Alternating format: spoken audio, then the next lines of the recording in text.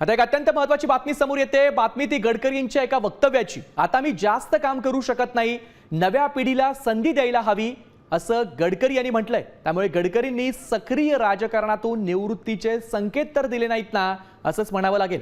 आता मी जास्त काम करू शकत नाही, नव्या पिढीला संधी दिली गेली पाहिजे असं केंद्रीय मंत्री नितीन गडकरी यांनी म्हटलंय।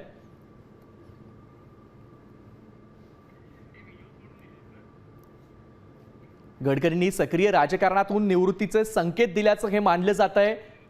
आता मी जास्त काम करू शकत नाही असं नितीन गडकरी म्हणाले।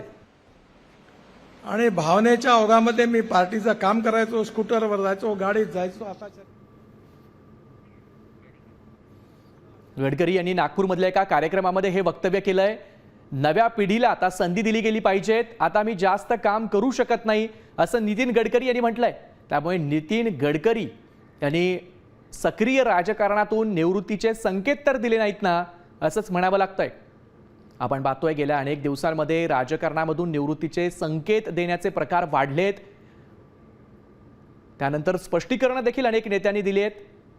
पंकजा मुंडे असतील, धनंजय मुंडे असतील यांनी अलीकडेच अशा पद्धतीचे वक्तव्य केलं होतं आणि त्यावर स्पष्टीकरण देखील दिलं होतं। आणि आता नितीन गडकरी जे केंद्रीय मंत्री आहेत त्यांनी देखील सक्रिय राजकारणातून निवृत्तीचे संकेत दिलेत।